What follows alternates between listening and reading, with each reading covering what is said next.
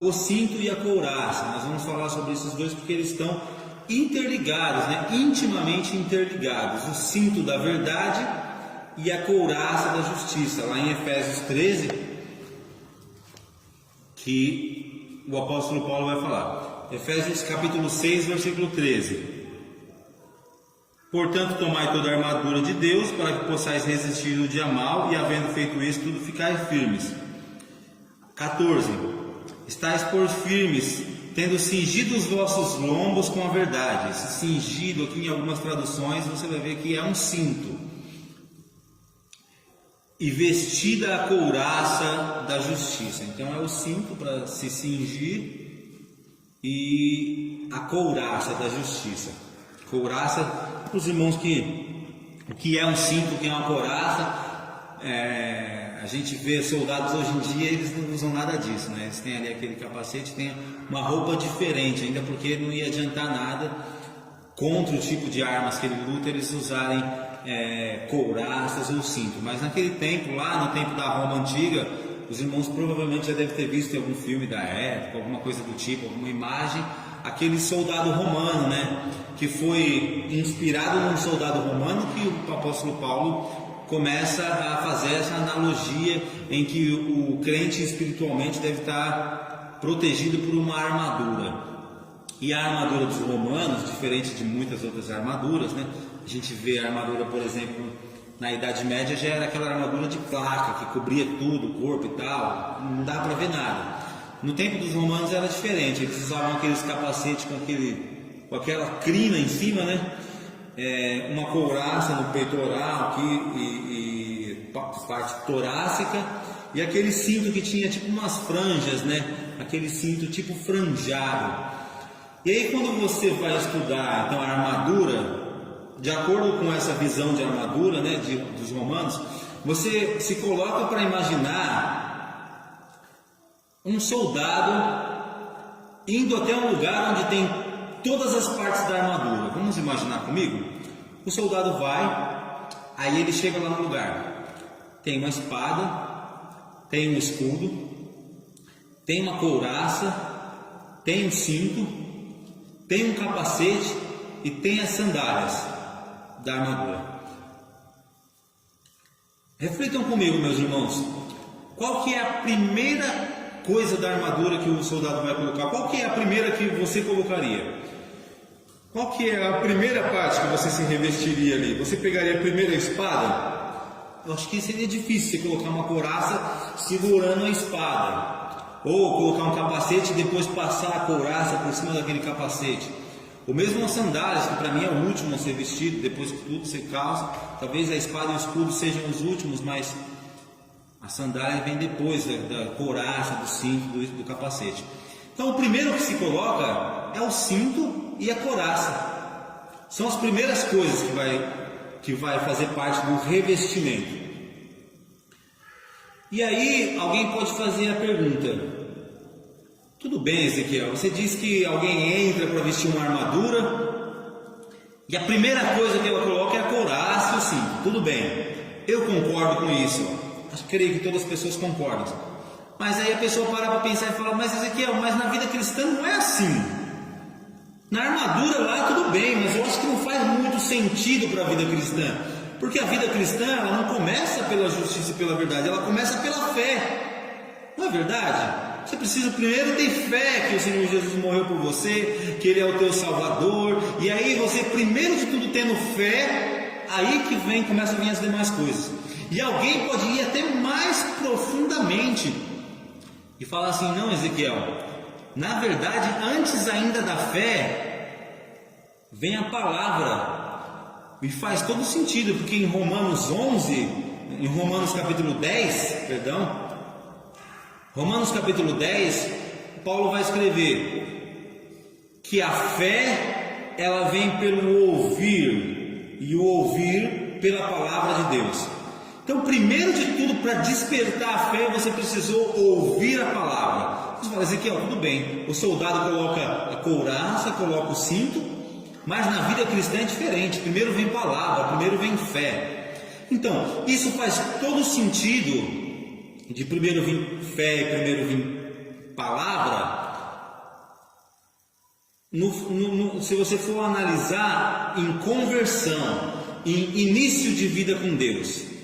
Mas, como eu já disse aqui anteriormente, nós não estamos tratando a nível de conversão, nós não estamos tratando a nível de início de caminhada com Deus, nós estamos tratando a nível de revestimento. E como já foi colocado anteriormente, eu disse, há uma diferença entre vestir e revestir. Então, quando você começa com a caminhada com Deus, como o filho pródigo, você entra lá e está com aquela roupa, sabe, do mundo e tal, e aquela roupa, você vê ali com aquelas velhas práticas, aquela sujeira do pecado, e você se converte. Então você recebe novas vestes. Mas aí você está vestido. E o apóstolo Paulo nos ensina que para a caminhada com Deus, além de estar vestido com uma roupa de pano, você precisa se revestir de armadura. Então, nesse sentido, você sim ouviu primeiro a palavra, você primeiro despertou a fé em Deus, mas no contexto de revestimento para a batalha, a primeira coisa que se faz é cingir-se da verdade e vestir a couraça da justiça. E é mais ou menos sobre isso que a gente vai se aprofundar. O revestimento da verdade e da justiça. E nós vamos ver que estão intimamente ligados. Por isso a ordem vem junto, o cinto e a couraça. E no versículo também Paulo coloca ali como coisas interligadas. Então, mas o primeiro ponto para a gente aprender sobre isso é fazer uma diferenciação. Nós vamos diferenciar palavra de palavra, verdade de verdade. Calma que eu vou ser mais específico. Alguém também pode fazer a pergunta: Ezequiel, o cinto você diz que é cinto da verdade, certo? Certo, cinto é cinto da verdade. E a espada que foi ensinada anteriormente, a espada é a palavra, e a palavra é a verdade. Fica meio confuso, é o cinto da verdade, é a palavra da verdade. Qual que é aí a diferença? Existe alguma diferença? Existe uma diferença. Porque aqui você coloca o cinto para se revestir da verdade, certo? A espada, num próximo passo, é um instrumento de verdade para ataque contra o mal, certo? Você vai estar usando a espada para ferir o mal. Mas antes disso, antes para que você esteja apto para usar essa espada para atacar o mal, você precisa primeiro ter se cingido da verdade. Então, antes de usar a verdade como uma arma de ataque, que é a espada, para cortar o mal, para ferir o mal, você primeiro tem que estar cingido da verdade. Inclusive a espada, ela era embanhada no cinto. Olha que interessante. A espada, ela era embanhada no próprio cinto. Dali do cinto onde estava cingido da verdade, você terá capacidade para tirar uma espada da verdade, para atacar o mal, para cortar o mal, para que seja a espada eficaz, para que corte apenas o mal, para que seja um instrumento no reino de Deus, para que cresça o reino e haja vida no reino, e não que seja um instrumento para irmãos ferirem irmãos. Entende? Então, primeiro de tudo, você precisa estar revestido, municiado com a verdade. Você precisa estar vestido ali, cingido com a verdade, para que você possa ter condições de usar a verdade como uma arma de ataque, como uma arma de peleja, como uma arma contra o mal. Primeiro, você se cinge da verdade, certo? Então, essa é a diferença da verdade, espada, que é a palavra, e a verdade no cinto. Você se cinge da verdade para que você tenha verdade como instrumento de ataque. Primeiro precisa vestir o cinto, certo? Faz todo sentido então nessa analogia você imaginar que Paulo coloca como as primeiras partes da armadura serem o cinto da verdade e a couraça da justiça. E agora nós vamos entender por que estão tão ligados o cinto da verdade e a couraça da justiça. Nós vamos ver qual que é essa íntima relação que há entre eles, qual que é essa profunda relação que há entre eles. Então, o primeiro passo para isso, já que a gente já diferenciou a verdade da espada, já que a gente diferenciou a verdade do cinto, e já que a gente já determinou que o cinto e a couraça serão os primeiros elementos a serem vestidos, então agora nós vamos nos aprofundar nos conceitos. Não sei se eu já fiz isso antes, mas vamos fazer mais profundamente agora, se aperfeiçoar no conceito de verdade. O que é verdade? Essa é uma pergunta que acompanha a humanidade desde muito tempo, viu? O que é verdade? E existe uma corrente filosófica que inclusive é muito influente nos dias de hoje, que se chama de relativismo. O relativismo diz que todas as coisas são relativas, que não existem coisas absolutas, tudo depende. E aí tem um dos filósofos mais influentes aqui no século XXI, é um filósofo do começo do século XX, que se chamava Nietzsche. Ele era um judeu ateu, e ele dizia assim: não existe verdade. E aí ele ia dar um exemplo, vamos lá. Não existe verdade. Ele vai dizer assim, por exemplo, você vê uma árvore, você fala que aquilo é uma árvore, certo? Mas aí você vê um pinheiro, e aí depois você vê uma mangueira, e aí você fala árvore. Você está mentindo em algum ponto, porque não tem como dizer que as duas são árvores. E aí você pode dizer, tudo bem, mas eu diferenciei, isso é um pinheiro e isso é uma mangueira, tudo bem. Mas aí você vai olhar e existe uma gama infinita, talvez infinita, mas tudo bem. Existe uma gama enorme, um sem número de tipos de pinheiros diferentes. Inúmeros tipos de pinheiros. E você fala, então, qual que é a verdade, Ezequiel? Qual é o pinheiro? Que você está falando que tudo é pinheiro? Em algum momento você está mentindo, porque esse aqui não é igual a esse. Esse é diferente desse, eles não são iguais, eles não são parecidos. Então é mentira, não existe. Você teria, para você falar a verdade, você precisaria falar: esse é o pinheiro, hashtag 2497, e esse é o pinheiro, hashtag 300.449. Para que você fosse específico e fosse verdadeiro. Então, nisso, dentro da transitoriedade das coisas, pelo fato de que as coisas são passageiras, inclusive se você vê um pinheiro que tem 1 ano e um outro pinheiro, não sei quantos anos o pinheiro resiste, mas um pinheiro de 100 anos, aí você vai falar, como os dois também são? Pelo fato de as coisas serem hoje e pelo fato de não serem amanhã, não existiria também verdade? Inclusive isso acaba entrando numa questão mais profunda do ser e do não ser. Mas pela transitoriedade das coisas e pela diferença, ele diz que não existe verdade. Então, qual que é o rumo que a gente segue para resolver esse caso? Já que as coisas são transitórias e hoje são e amanhã não são, o que é uma verdade sobre uma coisa? E se as coisas são tão diferentes, o que é uma verdade? Existe um padrão de verdade que a gente possa olhar e falar, não, isso é verdade e eu tenho certeza que isso é verdade? Nós cristãos temos essa certeza de que a verdade existe. Por quê? Porque o nosso próprio Cristo disse, Jesus disse, como eu conheço a verdade, eu vi a verdade. Não, Jesus Cristo ele diz, eu sou a verdade, Ele é a própria verdade, porque Ele é esse padrão absoluto em que a Bíblia fala que nele não há sombra de mudanças.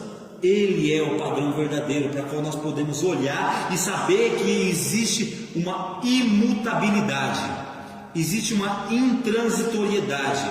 Ele permanece, Ele é. Jesus fala, eu sou o mesmo ontem, hoje e eternamente. Então ele é esse padrão absoluto que é a verdade. Quando Moisés chega na sarça e ele vai falar, está falando lá com o anjo do Senhor e tal, e Deus respondendo para ele, Moisés fala para ele assim: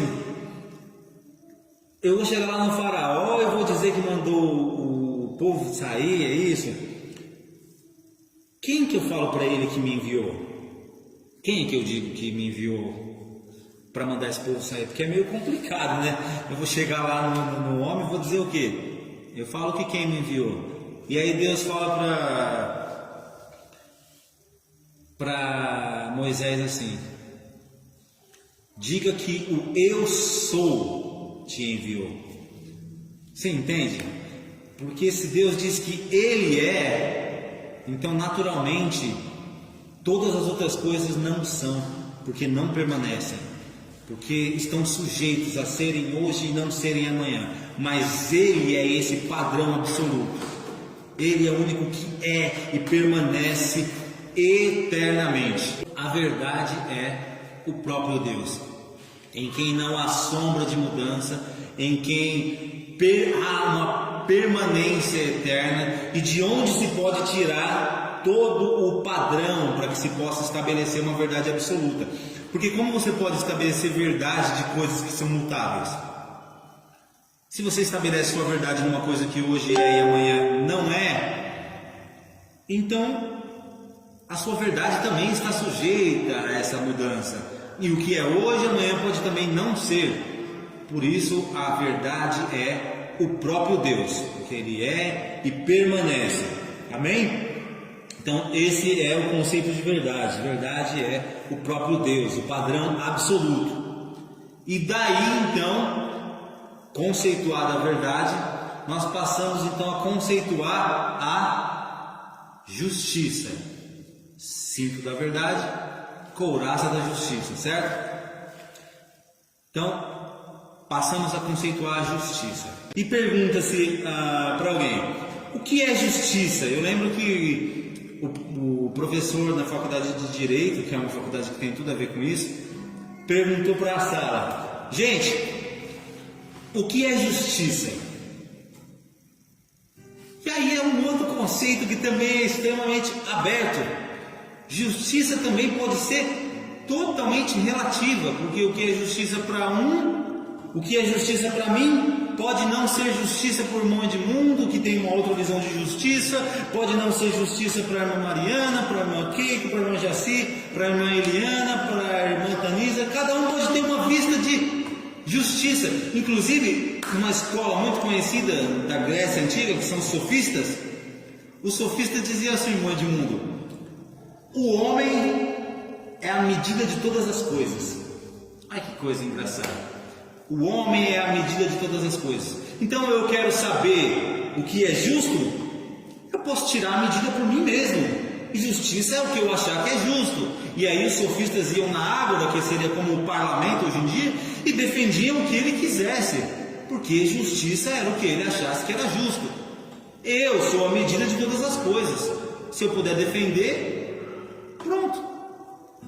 Daí que tem aí aquela palavra que vem insofismado e tudo mais, dessa escola dos sofistas, e diz que o que você achar que é justiça, o que você achar que é justo, tudo bem.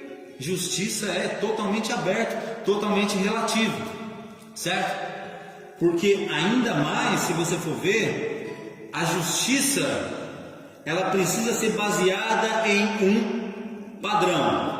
Nós estávamos falando que existe o padrão da verdade, que nosso Deus é a verdade absoluta, e a justiça, ela precisa ser baseada em um padrão. Para que se determine o que é justo, você precisa tirar de um padrão, certo? Por exemplo, no Brasil nós temos a Constituição de 1986.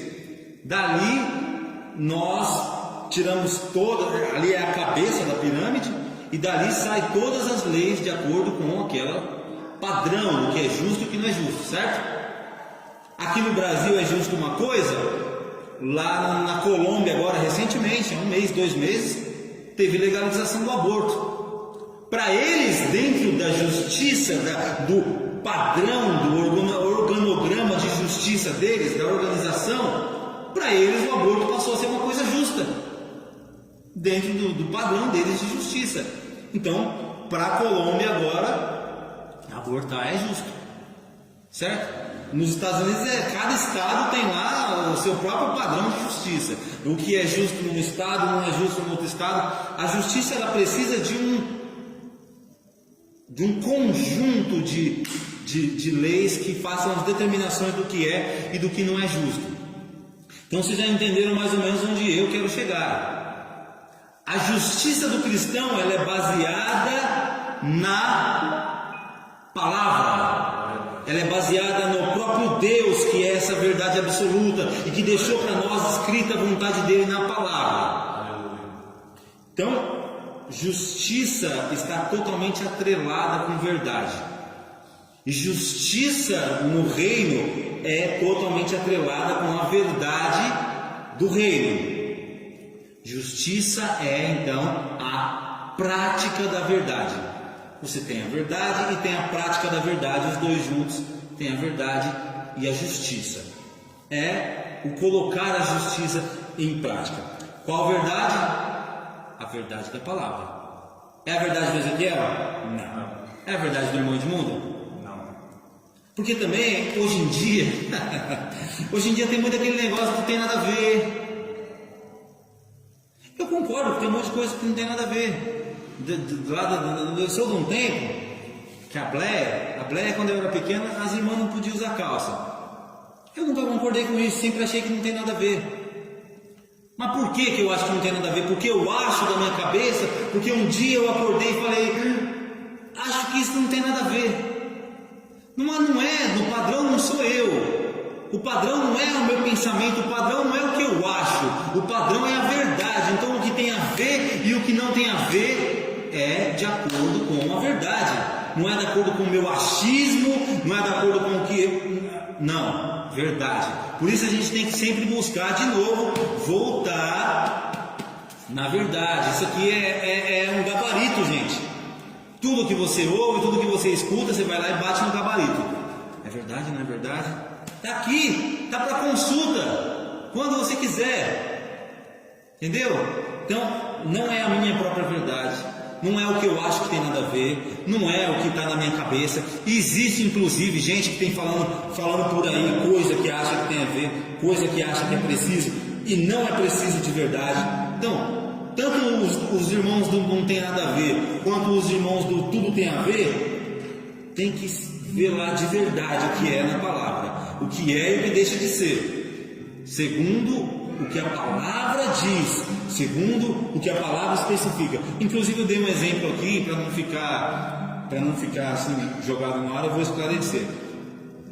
Esse negócio das irmãs não poderem usar calça, por exemplo, era baseado num versículo lá de Deuteronômio que fala assim, que não haja traje de homem e mulher. E aí havia essa interpretação, mas era uma interpretação que era fora de hermenêutica, fora de contexto. E aí teve lá no começo do século, as mulheres usavam aqueles vestidões e tal, porque toda aquela armação e tudo mais. E a calça, primeiramente, passou a ser uma roupa mais masculina e tudo. Mas hoje em dia você vê que é separado. A roupa da mulher é de mulher. Eu não uso uma calça que é de uma mulher, não dá para usar. Entendeu? Então, era baseado nisso, mas não fazia sentido hermenêutico profundo. Justiça e verdade interligadas. Verdade que é a verdade absoluta, não transitória e permanente, que pode servir de padrão, e a justiça retirada da prática dessa verdade. Amém? Então, conceituado, acho que a gente venceu essa parte. Então vamos falar de uma característica essencial que existe nessas partes da armadura e já encerramos, amém?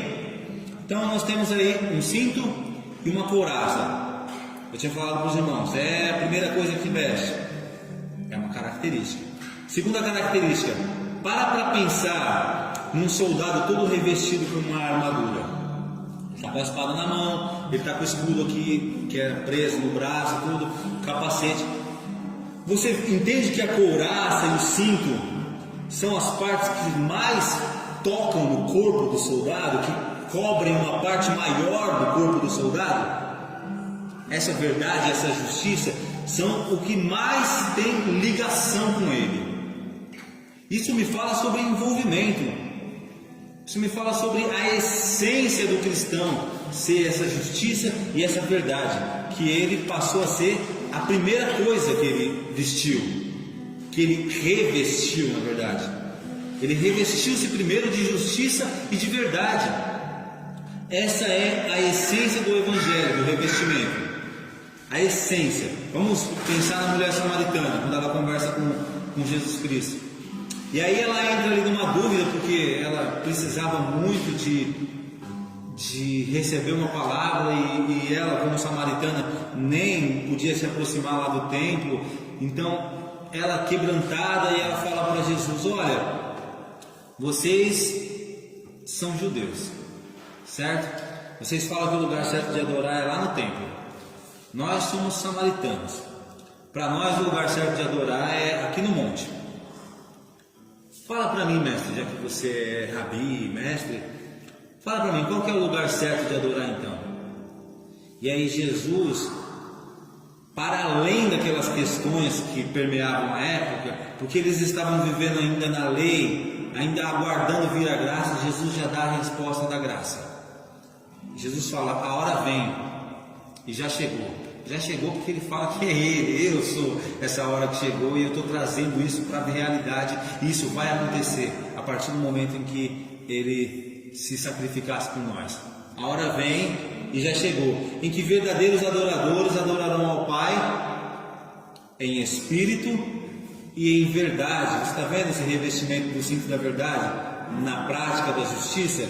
Verdadeiros adoradores adorarão ao Pai em espírito e em verdade. Por quê? Primeiro ele fala: Deus é espírito, e importa que os seus adoradores o adorem em espírito e em verdade. Primeiro, Deus é espírito. Então, para você conversar com Ele, você precisa se ajoelhar, ou estar em pé, ou de alguma forma começar a falar e acreditar que as suas palavras não estão simplesmente batendo nas paredes. Ele é espírito, então você precisa, através da fé, acreditar que alguém está lá ouvindo as suas palavras, recebendo a sua oração.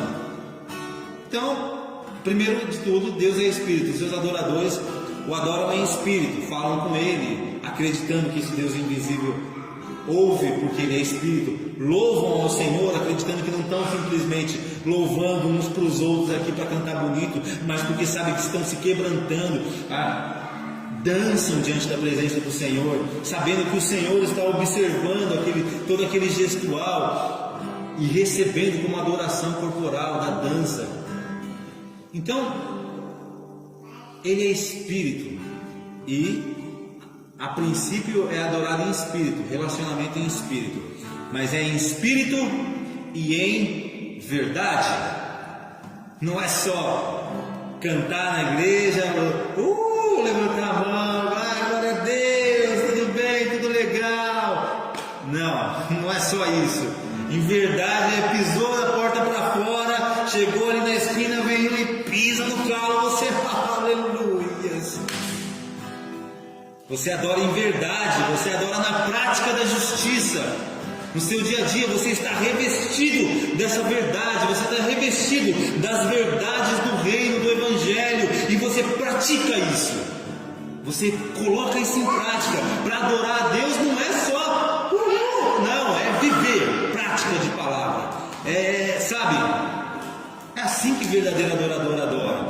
Você pode ser um adorador e não ser verdadeiro, tudo bem, mas se você quiser ser verdadeiro, é em verdade, é em prática da justiça de Deus, certo? Para que serve a armadura a princípio de tudo, que a gente já estudou?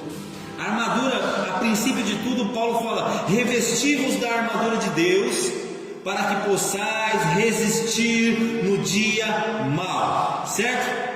Então, se a gente for lá ler Mateus capítulo 7, a partir do versículo 21, aquele que ouve essas minhas palavras, ouve a verdade, certo? As palavras do Senhor é a verdade. Aquele que ouve essas minhas palavras e as pratica a justiça. Justiça é a prática da verdade.